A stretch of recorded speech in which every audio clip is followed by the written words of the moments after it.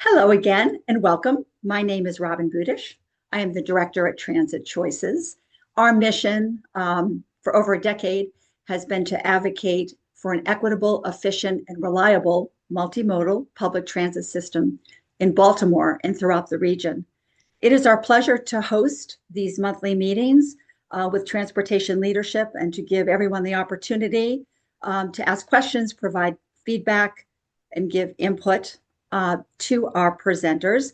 If you are new to our meetings, welcome, and please put your email in the chat so that we can send you follow-up information from each meeting, as well as the opportunity to receive upcoming meeting notifications.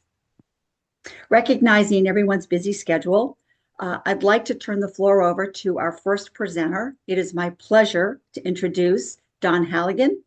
Don is the Senior Transportation Planner at the Baltimore Metropolitan Council, and Don's presentation is titled Trends in Transit Funding, a Shift Towards Operational Realism and Diversification. Don, the floor is yours. Good morning. Give me a second to pull up my presentation.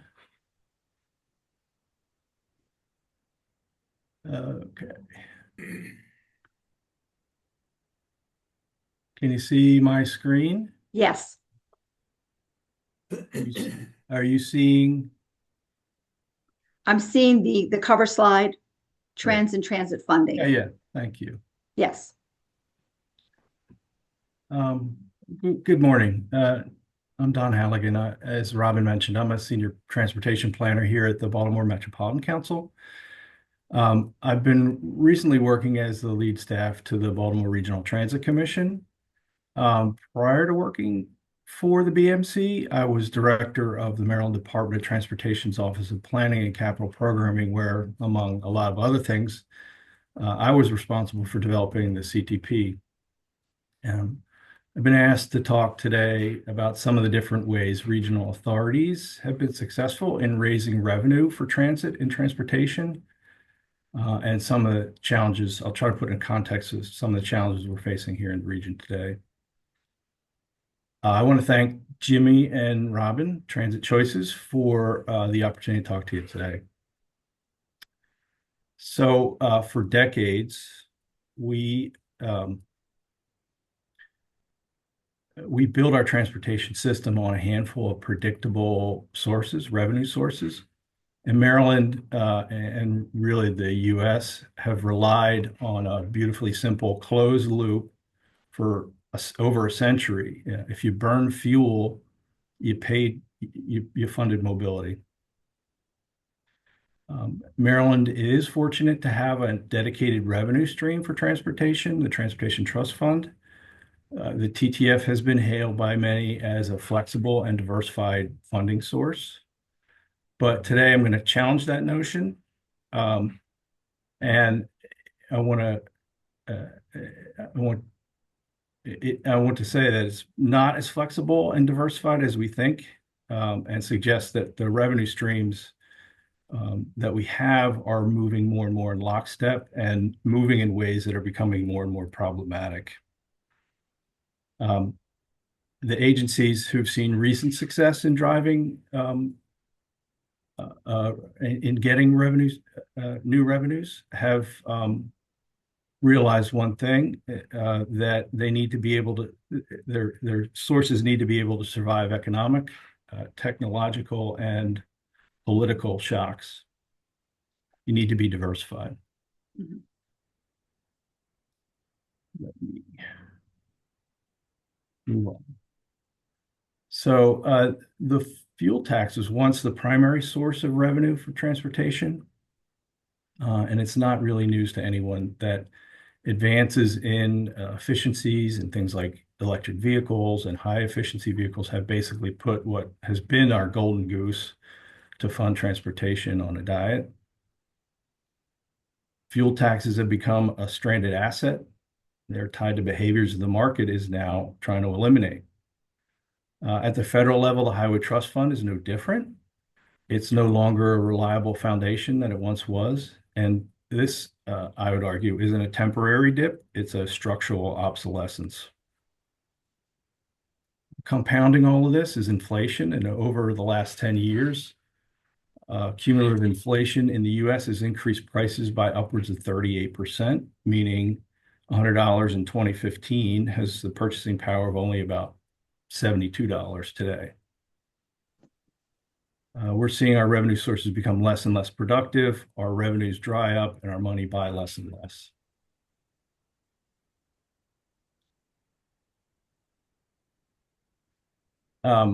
This is a busy chart, but the chart on the left shows the relative share of the sources of the Transportation Trust Fund, and it looks diversified on paper, with federal aid being the biggest source here, single source, titling and vehicle registration coming in second and third, or third and fourth, and then motor fuel is actually third.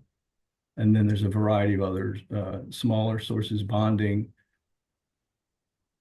revenues, other sources, capital gains, surcharge, corporate income tax. And while last year, I guess it was, the General Assembly did institute a surcharge for electric vehicles, accounting for some of the impacts they're going to have on our roadway. And these serve to increase titling and registration fee sources, particularly. While these taxes and fees are legally distinct, they are economically identical. They all depend on us using internal combustion vehicles. On the left, the graph of the trust fund by fund source shows the effects of the pandemic, where we did receive a lot of federal aid. The pandemic is roughly in this blue area here, but the graph tells us a story. If you look at the center area here, that's where we are now. The fuel tax is flattening. Titling tax is now going to be king in our forecast. And we're leaning harder and harder into bonds and one-time fixes to stay in place. And it's become a more and more of a significant effort just to keep it all afloat. Question for folks who are involved in Annapolis in these discussions, and I think these are really complex issues that we're trying to address, and the chaos in Annapolis is a hard place to do it. We need a group of people to focus on it.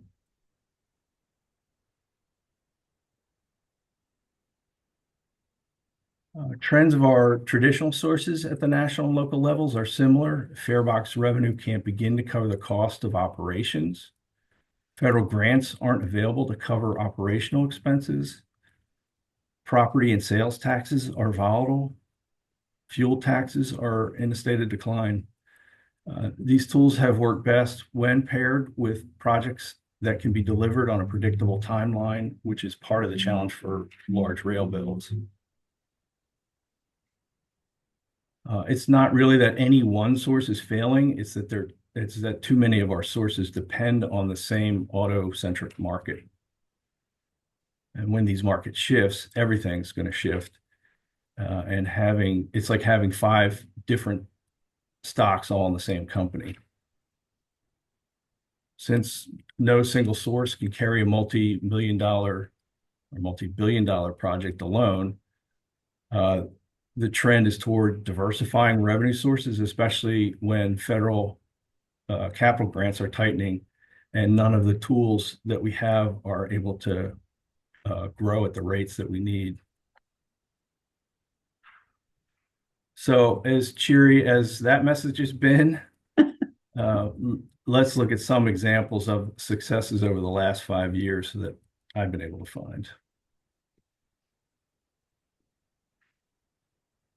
Probably the most celebrated, or at least the most written about, is New York City's congestion relief zone, and that started last year.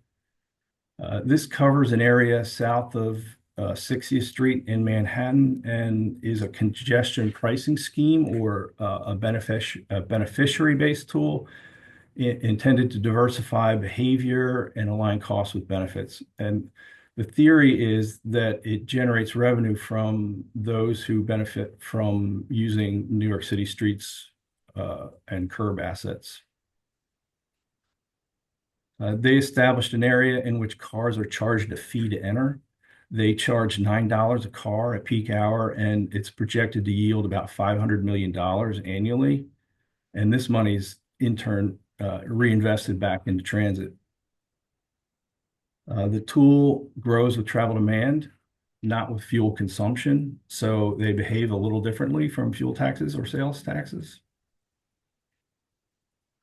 That said, adaptation has been fast. And this slide is intended to illustrate how quickly major actors, and in this case, Amazon, adapted to the new mobility pricing structure. On the left here, sitting under the gantry, that's the camera that takes a photo of the license plates and sends folks a bill or deletes it from their Easy Pass.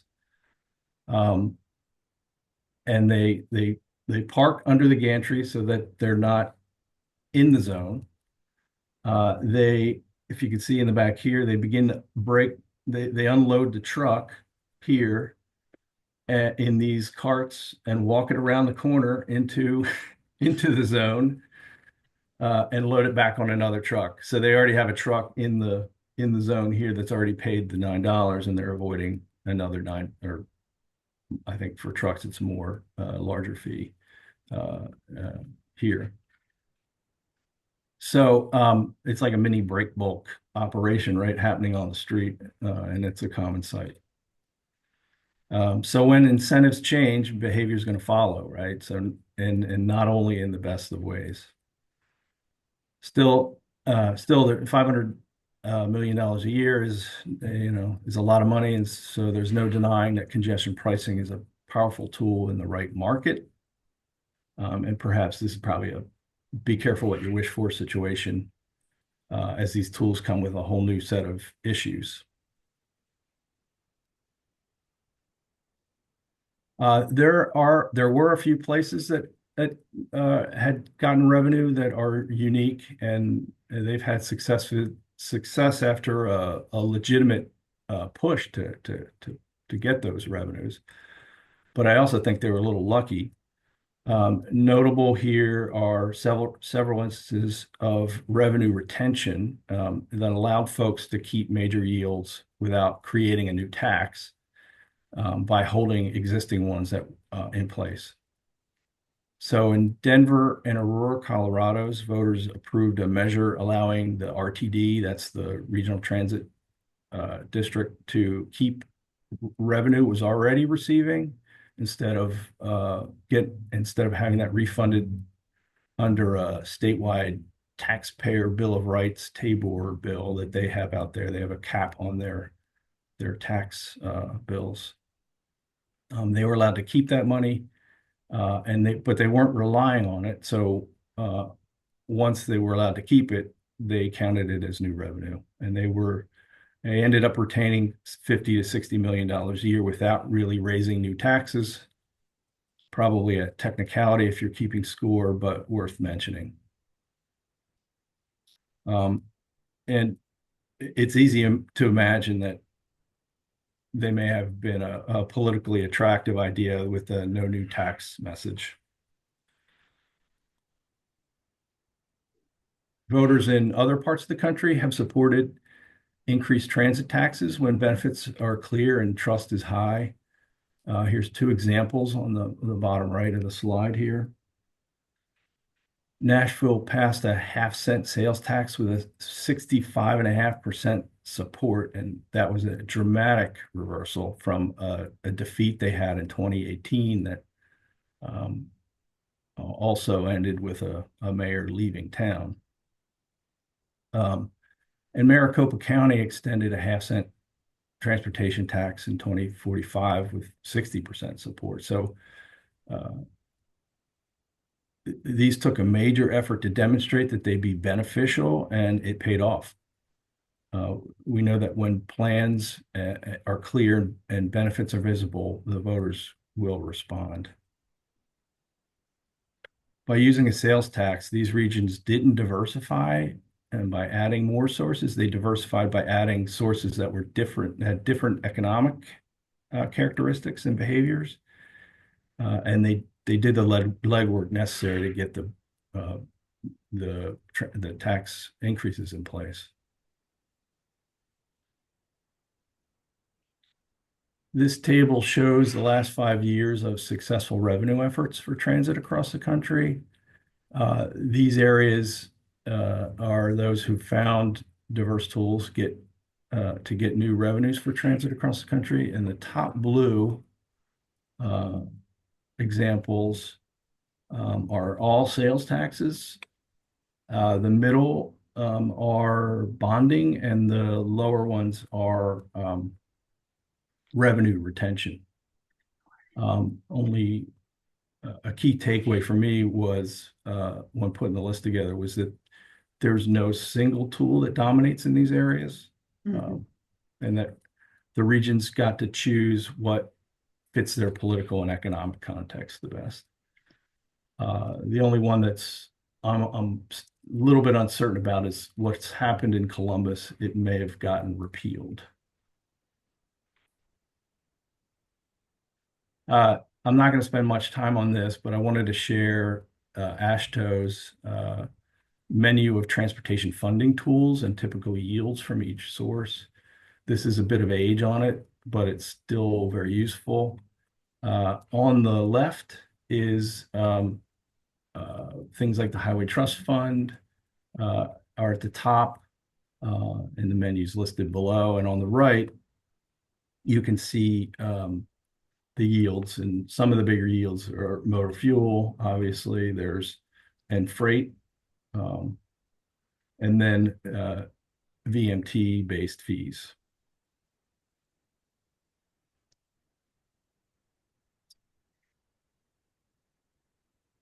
So bringing us back to Maryland, the TTF is diversified structurally, but as I talked about, most tools that we rely on respond to the same economic forces. And I believe, and this is not the BMC's opinion or the BRTB's opinion, but I believe that any success we could see will require us to take a serious look at our current bucket of funding and financing tools. Our transit needs demand revenue streams that offer long-term predictability for both planning and operational stability. And we need to pivot and move toward more predictable, durable, and behaviorally diverse sources so they don't all move together in the same way. I feel the region's long-term transit service reliability depends on this shift. So, what do we need to do to fix this? And I've talked about these generally, but sound revenue sources share 4 traits. These are political durability, they're politically doable and survive shifts in administrations. They're economically resilient. They don't collapse under economic downturns. They're legally sound. They're going to withstand a legal challenge, and they're fiscally or financially productive. They yield consistent returns without cannibalizing markets. The tall order, but Maryland has several of these traits in the TTF. We seem particularly vulnerable, in my opinion, in the economic resilience category because, as mentioned before, too many sources respond to the same market forces. What might help is adding some sources that behave differently, broad-based, beneficiary-based tools that offset the structural decline I've been talking about here.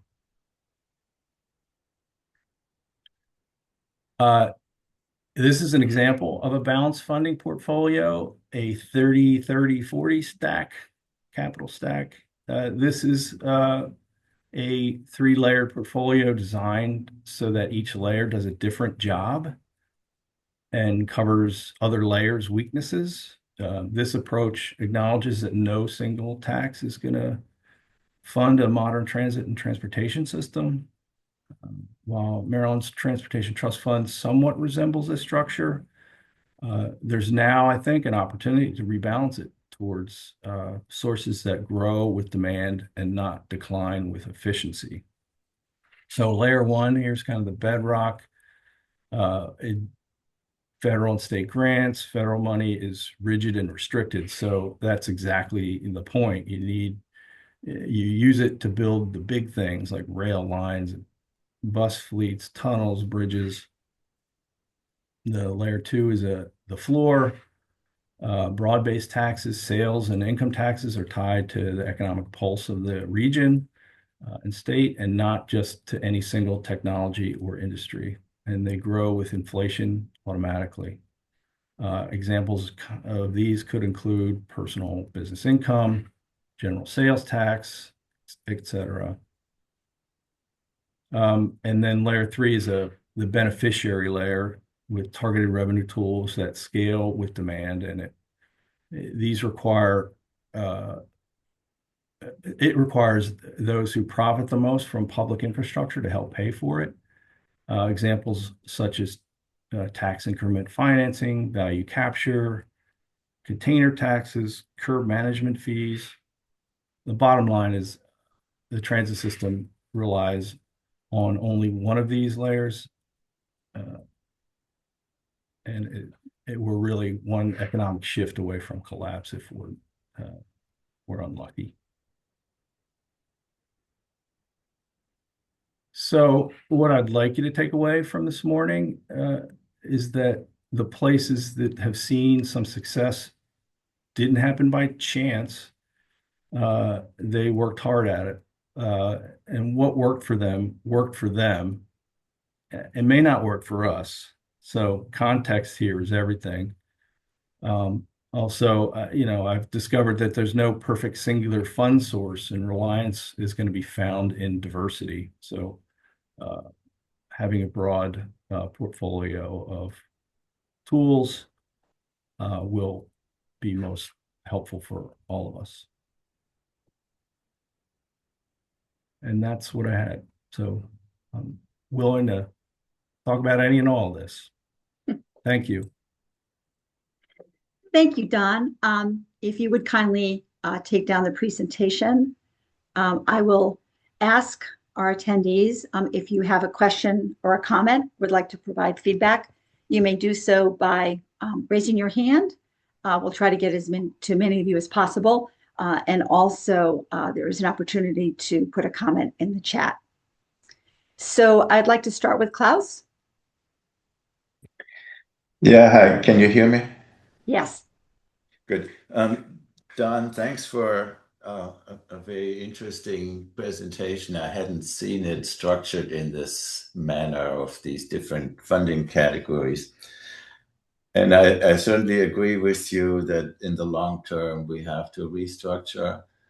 I still think that the current structure with the fuel taxes in the federal level not having changed since the 1990s, and ours in the state also being relatively low and not tied to the actual price, are still not fully tapped out sources. And taxing what you want to avoid, which is of course in the long run a diminishing resource, is also something that you do with the congestion tax, for example.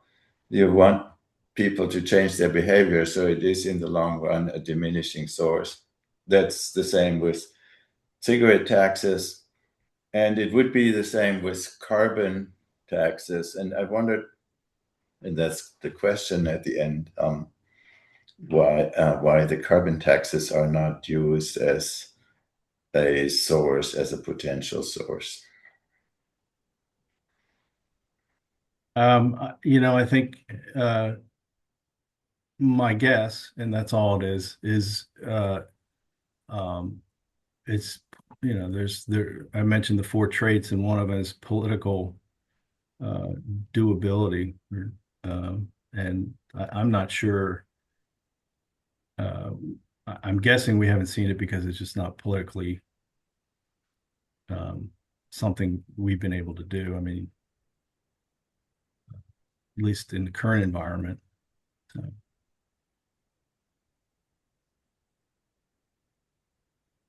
California has it. sorry. In California, they have a carbon tax, Yeah. that regime that includes transportation. I think ours in the Northeast corridor does not include transportation, but theoretically, you could still channel money over to transportation. Yeah, no doubt. There are VMT is another one that a VMT tax is something is another one that's has if you I had a slide up that had the yields on there quite large, and the potential's there. It's just the political will isn't. Rich? Yeah, hi. I would suggest that a couple of things with respect to ridership. I think there's some potential there in that it seems like operators discourage people from showing that they paid their fare. And I say this by experience of actually riding transit buses here in Baltimore. Uh, so I think there's a little bit of potential there. And I think there's other ways of perhaps encouraging choice riders to ride the transit system more often. Often I get invitations to go to a play or a concert, and it just assumes you're going to drive. And I find that that cuts out people who could actually be very effective politically that would support transit. So, those are the 2 points I'd like to make. Thanks. Yeah, I'd agree. There are you can squeeze more out of what we've got. I was talking to someone the other day about um, the titling taxes. We're seeing a lot of Virginia tags around town, and more of an effort of enforcement on that could yield more titling and registration fees. There was a bill about that. I don't know if it Yeah, passed. it was. Yeah, yeah. I don't know either. I have to check. Thank you. Hans? Yeah, thank you. Klaus mentioned an issue that I think has been underneath a lot of this, and that is, and I'm not sure what it statistically means, but pardon me, tax out. Um, there is an unnamed, unknown, uncalculated, unfigured base that Maryland taxpayers are going to figure out at some point with regard to the different taxes. We've just gone through, last year, we went through significant changes in the amount of monies and the different taxes with regard to transportation, titling being certainly one of them. There has to be a point, and there has to be some, it's more than what Don talks about. I think it's a rejiggering of a whole lot of things that we need to talk about before we start thinking about adding more taxes. And I think that's going to be a major issue. You look at this past budget and look at what was required to balance, so-called, the budget this year. There were some real hard losses. They weren't transportation necessarily. They were in human services, as an example. So these are things that are going to be out there for quite a while. And I don't know what the point is. I know the Tax Foundation tells you that we're about 46th in the nation in the tax situation, as 50 being the worst. And I just wonder, as we go through these things, and we know we need, or we think we need all these things. I just wonder where we're going to get the money from that is equitable across a lot of things beyond transportation. Mhm. That's it. Yeah, uh, agree with you. It's I had the luxury of doing this within the context of transportation lens. So, but yeah, a politician is going to have to consider it in a much more broad context, and it's complicated. Don, I know you have another commitment. Do you have time for one or two more? Yeah, sure. Great. John? Morning. Can you hear me? Yes. I want to say three quick things. One is, I think, as Don mentioned, um, he's been lead staff to the Baltimore Regional Transit Commission, which I chair since its inception. So I just want to say publicly how valuable that has been and how much Don's prior experience has helped to shape the work that we've been able to do. So I don't get a chance to say that as often as I should. Second, related to that, you should be aware that the governor intends to sign next week the MTA Reform Act, which will make meaningful changes in governance of MTA. I see Delegate Edelson has joined. He was a prime force in making that happen. And it is a really important step. It starts to reach the limits of what we can do with regard to MTA influence and governance without changing the funding structure. And so governance, but funding is next. And a number of us have talked about this. So this is a very timely presentation. And I think this entire advocacy community at all levels needs to pivot and turn its attention like a laser to the question of funding, which was not going to happen in an election year General Assembly. But we'll have a full 4-year term.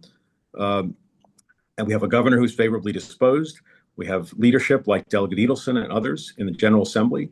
And we really have to do that because the limiting factor here, the real limiting factor to our improving the transit system is overall funding. We can't keep fighting about the pie. We have to find a way to make the pie bigger.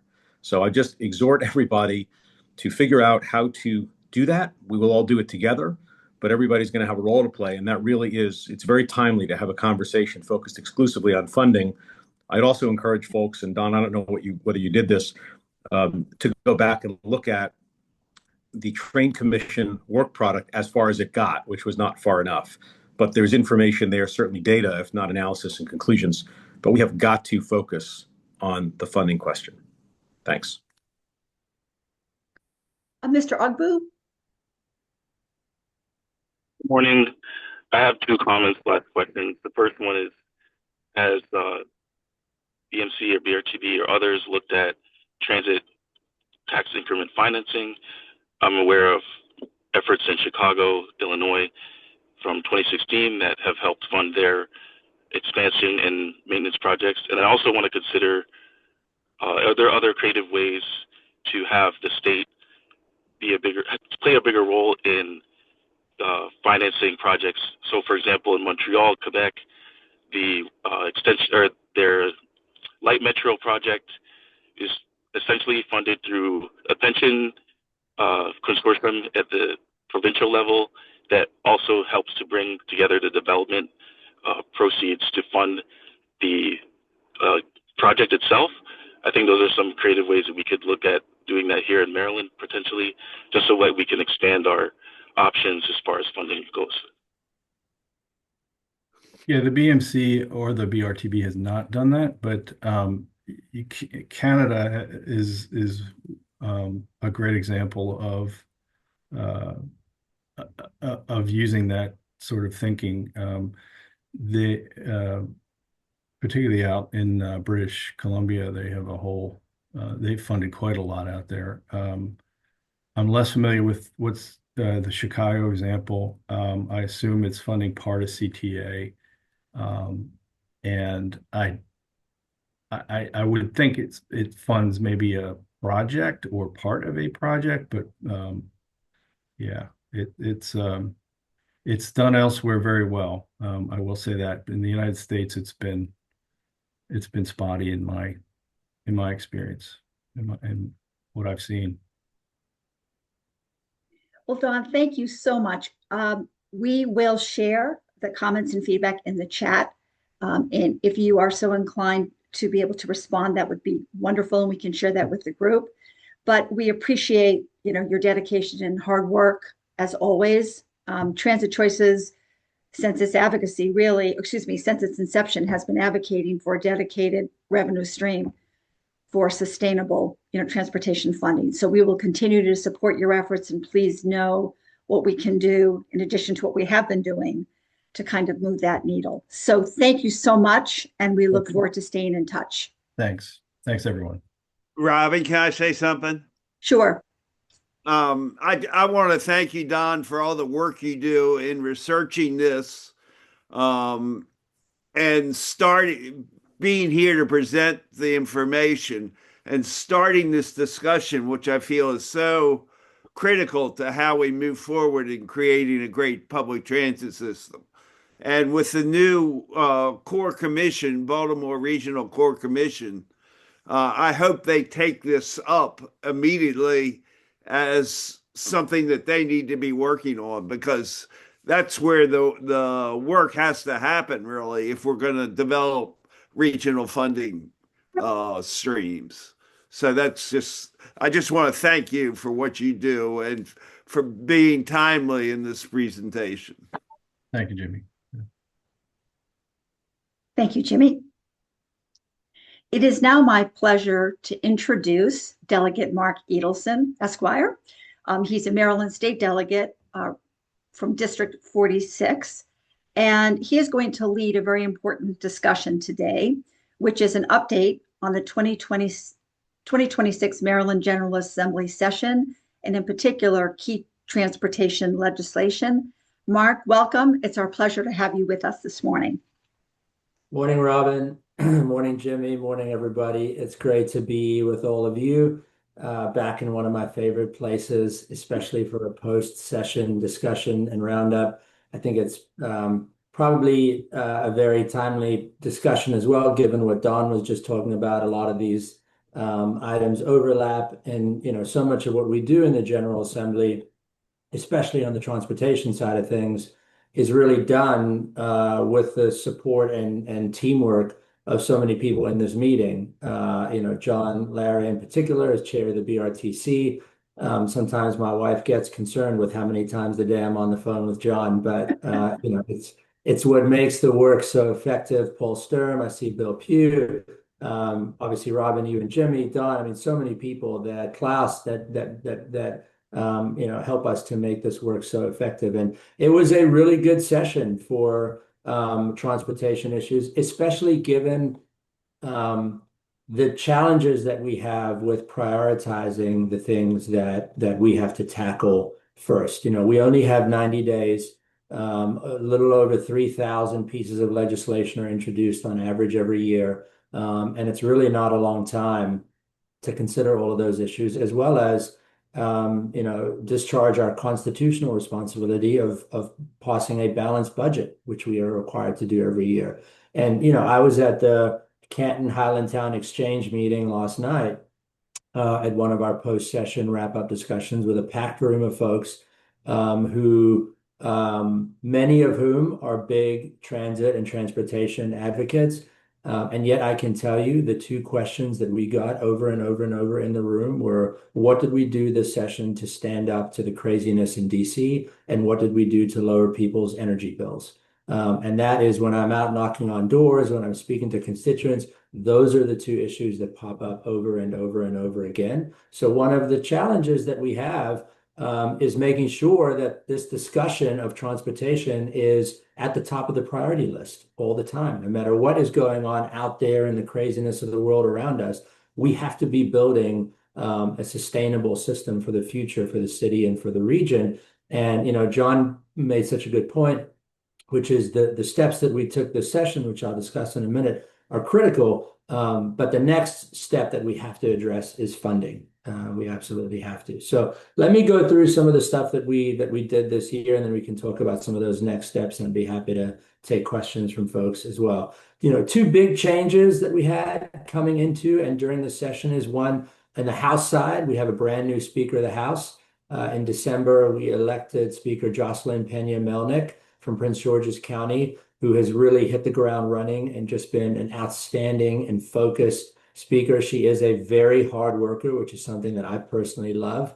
And that has really been a great step forward, building on the leadership of our former speaker, Adrian Jones, and really moving the ball forward on so many critical issues. The second one for me personally is that my wife and I welcomed our second child into the world in the middle of session. So February 13th, the day before Valentine's Day, our beautiful baby boy, Ashton, joined us. And so that made for a very exciting and exhilarating session. Not a lot of sleep happening in the Edelson household, but wonderful things. And, for me, just focuses so much the work that I am fortunate enough to do on what are we doing for that next generation. So with those big changes, coming into session, we had a $1.5 billion deficit that we had to erase. And so much of that is a result of the reckless unpredictability coming out of DC. I mean, the thousands of Marylanders who got laid off in 2025, the amount of government contracts that were cut to Maryland companies without any rhyme or reason, the hundreds of millions of dollars of congressional appropriated funds that the federal government illegally withheld from Maryland that we have been fighting for. It's those kinds of things that largely contributed to our deficit. And the mantra that we had coming into session, while there is a healthy rivalry and debate among the House and the Senate, we collectively were focused on, solving those challenges in a way that would provide stability and predictability for Marylanders, that would protect Marylanders, and that we would deal with the cost of living in the state of Maryland, on energy bills, on grocery costs, on things like that. And at the same time, making sure that we move forward our transportation funding and transportation system. And so we were able to essentially solve for and erase that $1.5 billion deficit without raising any taxes or fees on Marylanders at a time, when working families and middle-class families are really hurting. That was a huge, huge focus for us.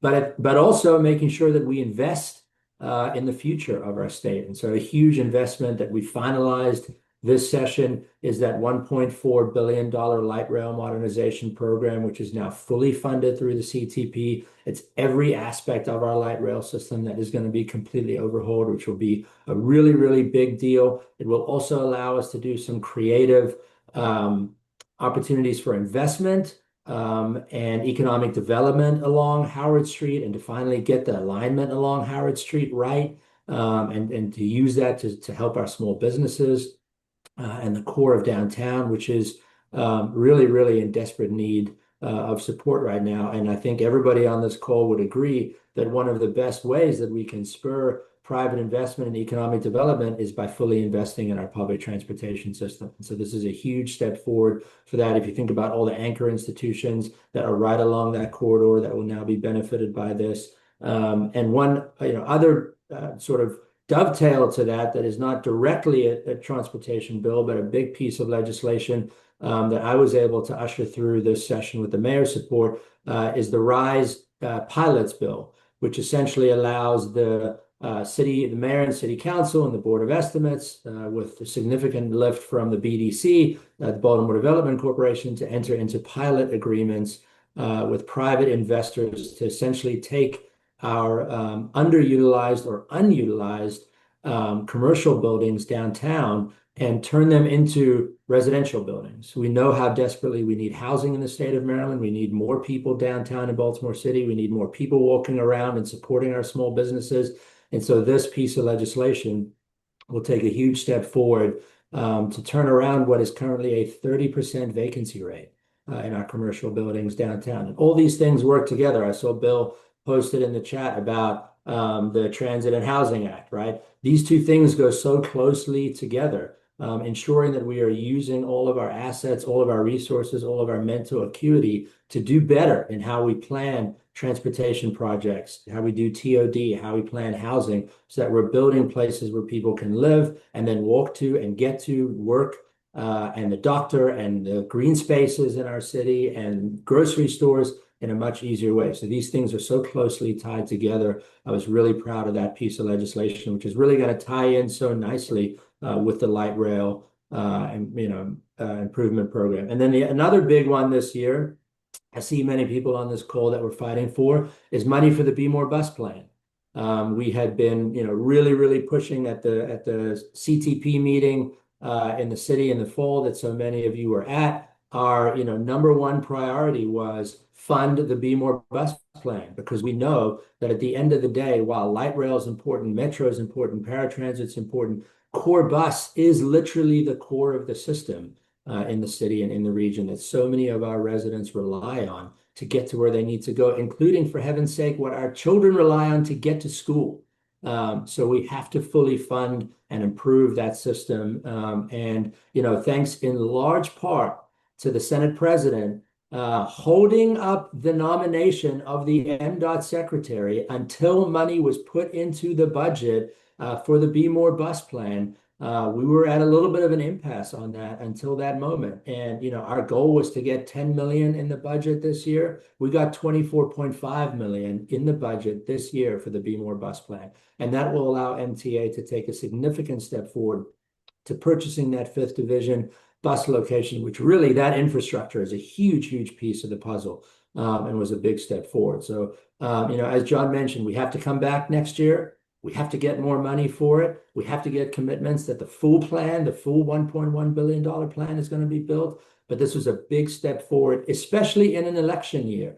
I was told coming into this session, big, challenging, controversial things do not happen in an election year. Well, that was not the case this session. We were able to get some big things done.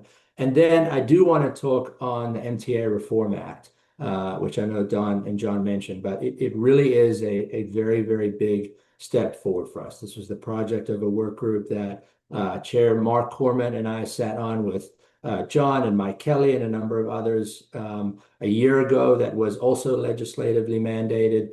And coming out of that, there was a very clear choice of this group that there has to be more ability to choose our own destiny, decision-making, autonomy in the Baltimore region for how money is spent, how projects are planned, how programming is done, how choices are made as to service routes, and that we have to be able to take control of the structure of things.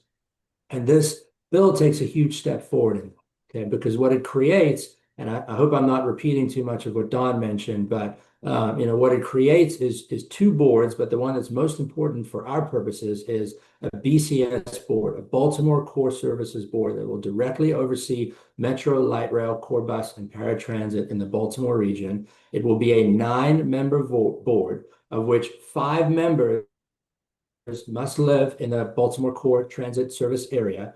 2 members are appointed by the mayor, and only 1 by the Baltimore County Executive, and 1 by the Anne Arundel County Executive. We were very clear that the mayor of Baltimore has to have the majority of the local board seats so that we can have control and voting power on this board, and we were able to achieve that. And then when you look at the list of things that the board has the authority to do, this is a significant step forward from the authority that the BRTC had. I mean, this board will approve major service plans, policies, and initiatives for the core transit service.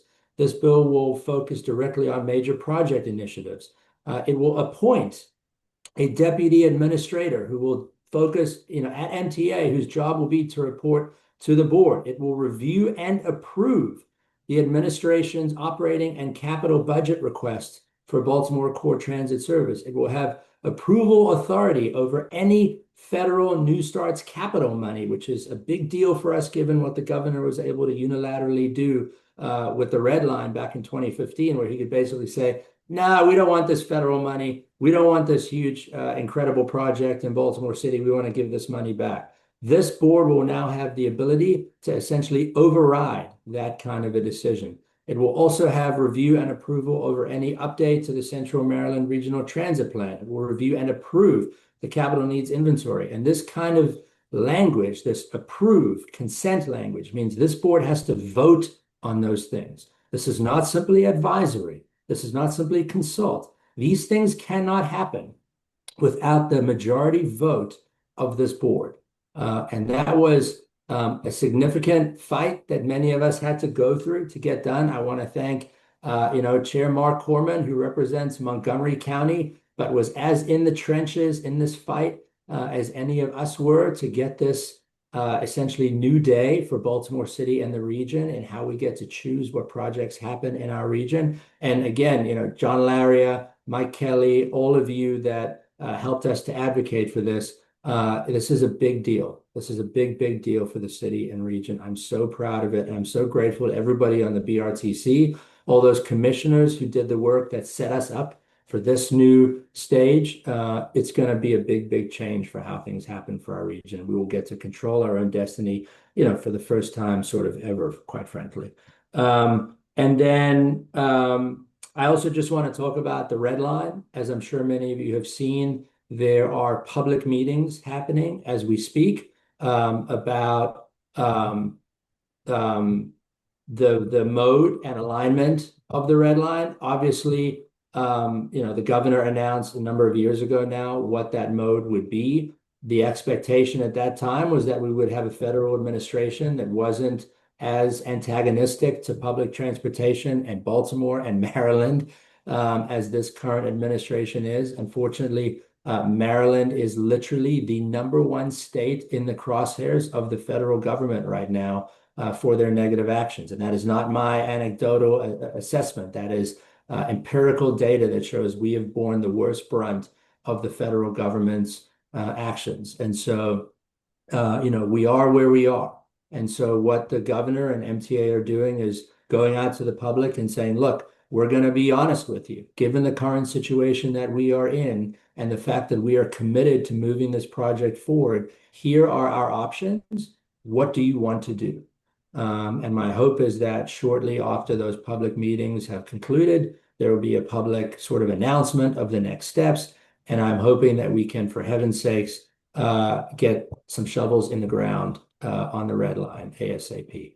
So, those were some of the bigger things. Some of the bigger things that we did this session, some of the big stuff ahead. I think that I'm going to maybe stop there, Robin. I could probably keep going for the next 2 hours, but I want to leave some for questions and comments and thoughts. I'm open to anybody's ideas. And let me just conclude with this, which is on that particular funding question.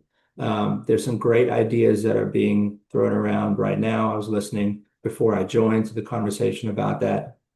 My expectation is that there will be a very dedicated focus between the House and the Senate on funding our transportation future over the next, 12 to 36 months. The next, I would say, year or two of the upcoming session is going to be absolutely critical, both for transportation and, quite frankly, for the city of Baltimore.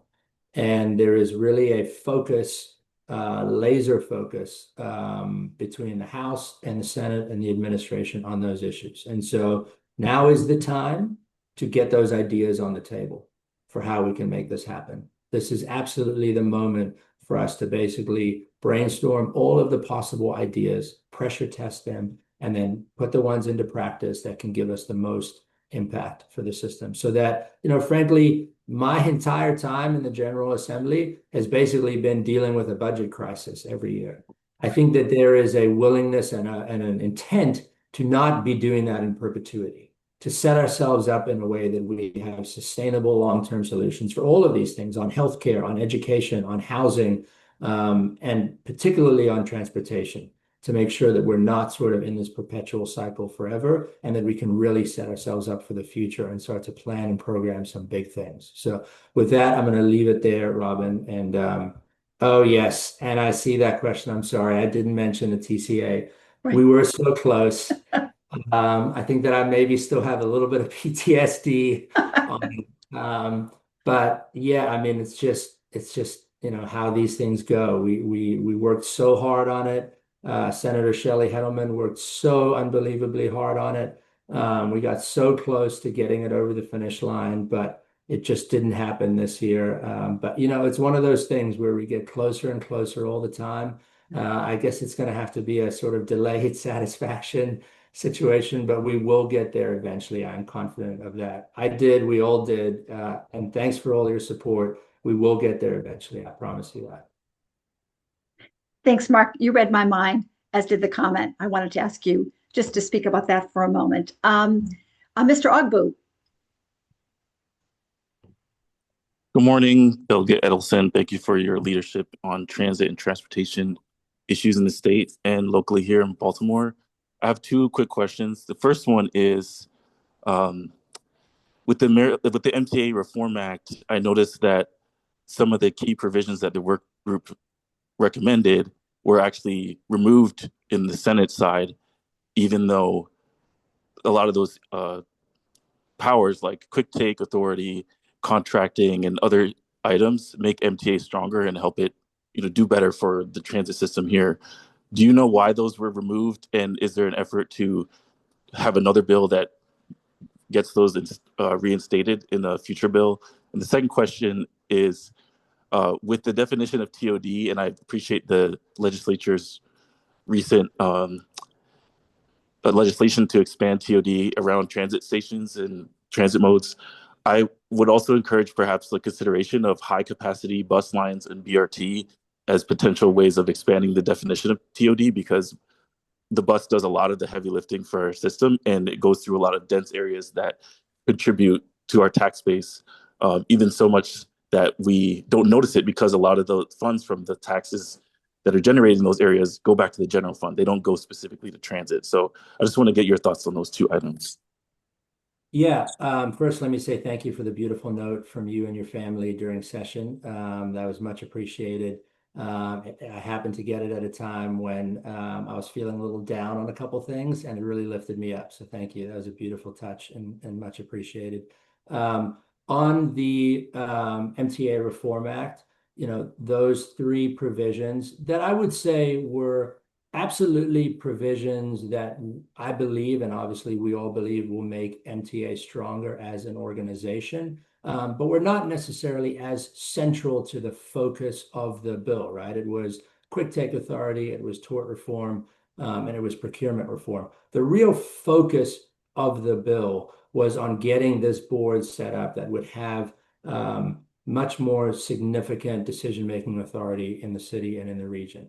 I don't want to necessarily speak for the senators on those bills, but we did have on those items, but we did have a lot of conversations about them. I'd say in brief, on the tort reform piece, there was a lot of concern that Marylanders who are unfortunately harmed by MTA buses and whose injuries extend above what would have been a $400,000 cap would be harmed by that cap. Obviously, the argument on the other side of that is, well, as a result, MTA has to self-insure up to $10 million a year, and that's not a good use of taxpayer funds. But that was the back and forth on that. And that is always the sort of the back and forth fight on tort reform, which is that it is better fiscal policy on the one side, and on the other side, people are concerned that Marylanders who might get harmed will not be able to fully recover for their injuries, et cetera.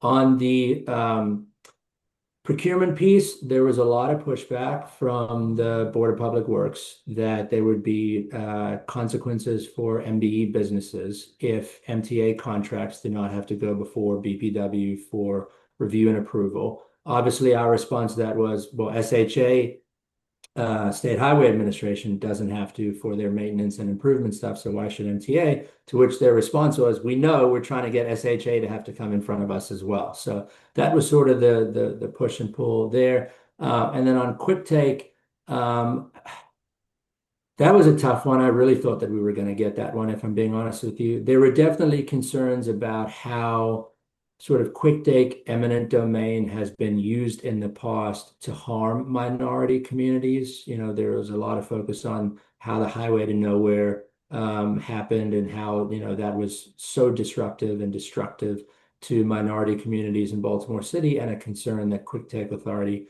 could result in something like that happening again. Again, my response was, the State Highway Administration has this authority, and they're the ones that are more likely, given the work that they do, to harm minority communities, whereas quick take authority is going to help us build the red line, and that's going to uplift our minority community. So this is a way for us to right that historical wrong. But it was one of those things where session, as you know, is not a long period of time. It really came down to the wire, and the options for us were, do you just keep fighting to get these three things in at the risk of the entire bill dying, or do you get through the real core functions of the bill and say, look, now we've put these issues out there. Let's come back in another year and try to get these in the future.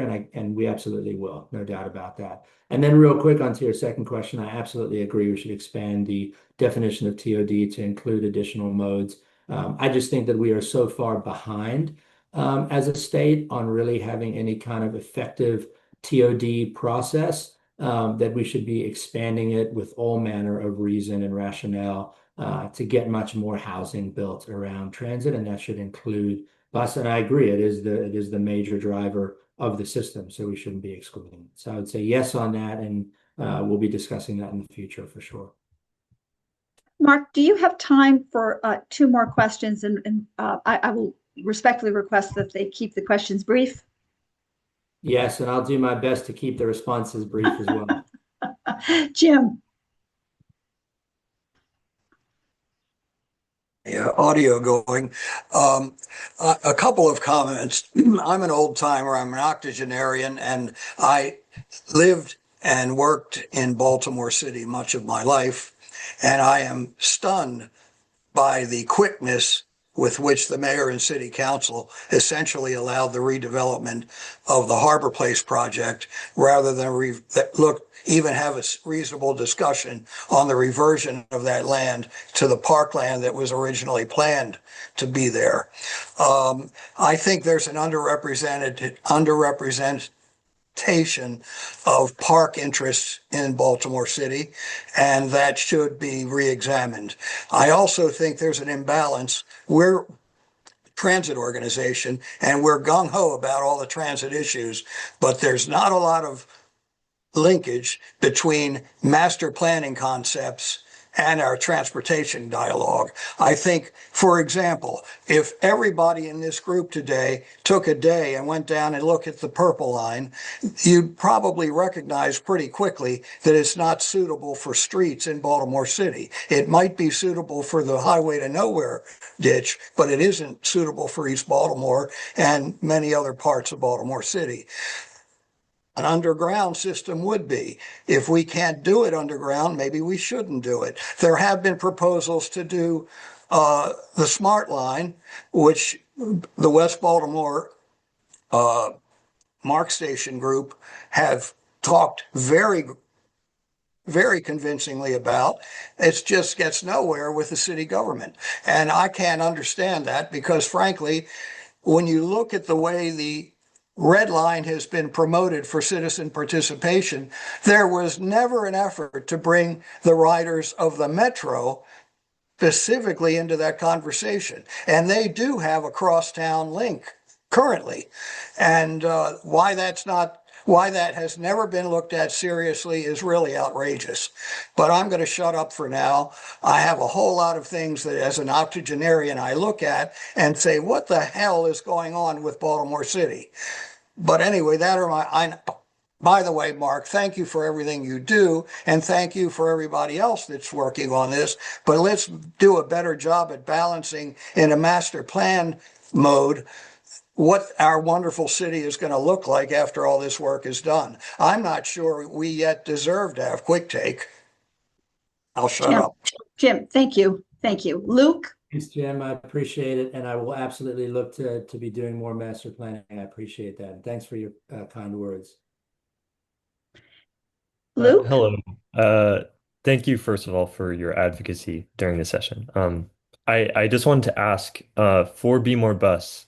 I know obviously it is kind of like $1 billion plan, but realistically, all that funding was never going to be used straight away, and so that's why we wanted to get like the facility and stuff. I guess I wanted to know what are the next, like, for next year, for example, like how much funding would we need if we want to keep the plan moving along as quickly as possible? Like, what are the next milestones? Yeah, that's such a great question, Luke, and thanks for all your advocacy on this as well. The big step that's happening right now is that MTA is in the process of negotiating the purchase of the land where the fifth bus division will be. And the money that's in the budget this year is going to allow them to do that. Once that is purchased, the next step will then be planning and designing that facility. So it's sort of like it's iterative. So once we have that done, we'll have a much better sense from them as to what they need for next year. I've told them that we should have discussions this summer so that we can know that number going into the CTP session this fall. But let me just say, that is also exactly why this new MTA Core Services Board is going to be so critical, because the board will be directly in the middle of the MTA budgeting process, that when that MTA budget request goes to MDOT, corporate MDOT secretary's office for final approval and request to the governor, the Core Services Board is going to have to approve that request. And so, your question is such a good one because it goes to the amount of transparency and openness that we all need to know exactly what do we need next so that we can advocate for it. That's why this board is going to be so critical, because it's going to be in the middle of that discussion, and then we'll be able to be pushing forward for next session. But the big step, you are right, the big step is purchasing the fifth bus division. They have the money to move that forward now, and then we'll take the next steps after that. Thank you, and thank you, Mark. Jimmy, would you like to provide closing remarks? Jimmy Rouse is Transit Choices co-founder. Thank you, Mark, so much for the work you do. I can't thank you enough. Mark's been a longtime member of Transit Choices, and long before he went into the legislative sessions. And he's been such a great legislature, and he's become a leader in a few short sessions. And we really appreciate the work you're doing and the leadership you're providing. So thank you. And for those of you who tuned in, thank you for being part of this. Your participation makes it possible for us to have these kind of discussions, which I think are very important to the future of transit in Baltimore. So thank you all as well. Thank you, Jimmy. I would just like everyone to mark your calendars for the May Transit Choices meeting, which will be held on Thursday, May 28th from 8:30 to 9:30 a.m. It will be virtual via Zoom. And our two featured guest speakers for that meeting will be Liz Gordon, who is going to talk about, she's spearheading the Be More Bus project, and she'll be providing a lot of information and updates on where the project is and what we need to do to move it forward, pun intended. The next is Caitlin Tobin. Caitlin is heading up the Red Line project. She has a lot of information to share. Transit Choices was very honored to participate this week in a meeting with other transit advocacy organizations and the MTA to talk about the Red Line and next steps. So we will obviously keep you posted as new information becomes available. So we wish you all a wonderful day. We thank you again for joining us, and take care.